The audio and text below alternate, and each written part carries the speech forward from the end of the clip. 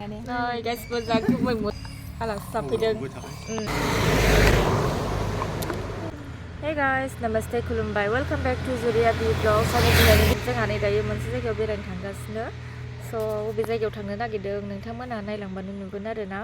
स' नोंथांमोना इन्टारेस्ट दंबा आंनि भिडिअखौ जोबजासिम नायलांबानो जाबाय. आंजों बे लोगोआ जाहैबाय जोंनि उन्दैनिनो लोगोमोन आरोना. ओमफ्राय दायो जोंनाव फैदों. स' टुडे बिदिब्ला भिडिअखौ स्टार्ट खालामदिनि. Let's start.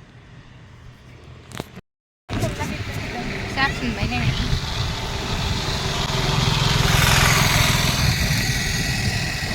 बारियाव बेरायफैदों जोंहा आदाबारियाव बेरायफैदों गामि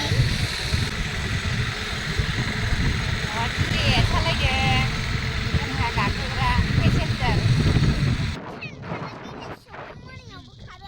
ओमफ्राय जों दायो लामायाव थांगासिनो आदाबारियाव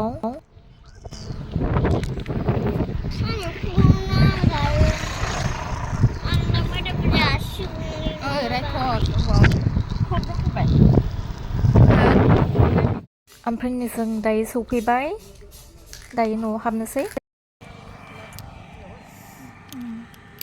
ओमफ्राय जों जिरायबाय आरोना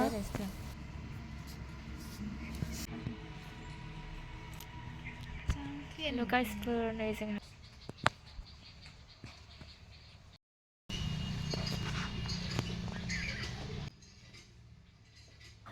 ओमफ्राय न'आ बेनो आरोना नोंथांमोना र'दा नुगोन सोरनि न' नै बड' फिल्मनि मस्ट कमेडियान आदा जालुक खाख्रेबनाव फैदों आरोना जोंहा माने जोंनि गामिनि हिन्जावखौ मोनबोदों आरोना बे गुमै माबाया जालुक खाख्रेबा ओमफ्राय नै साहा लोंबाय दे मोजां केमेरा भिडिअसो हरिना केमेरा जागासिनो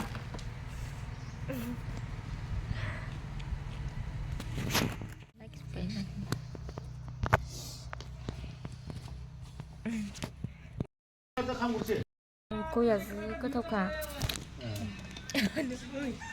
ओमफ्राय नै आदा जालुक खाख्रेब साम'नि माबाया हिन्जावा बेनो आदा मुस्क'नि हिन्जावा साम'बो होनो फुदो निजिरा खाथियाव र' ओमफ्राय नै जोंना खुगाया गय जाजोबनाय आरोना रायजोफोर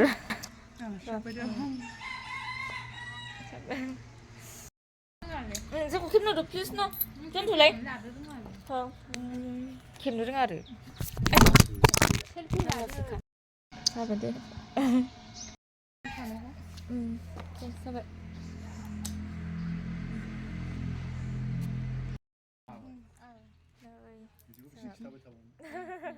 नै बेनो आदा जालुक खाख्रेबनि हिन्जावा बेनो आरो जों गामिनि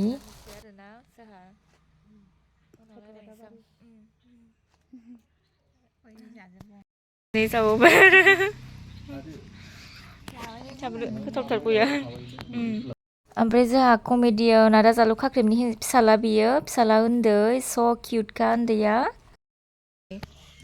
नै गाबबायसो जोंहा नै गुमै मुस्क'नि फिसाला आरोना उन्दुनानै सिखारनानै गाबबाय नै किउटथार नै बे आब'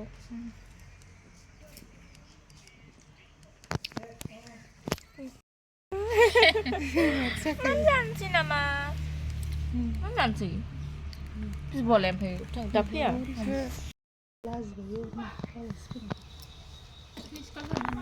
जोंहा दायो थांनोसै ओमफ्राय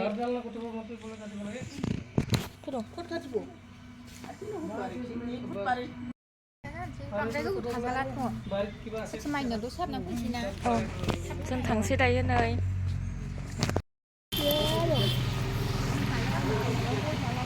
नागिरबाय जोङो नै दायो गय जानायानो माबागासिनो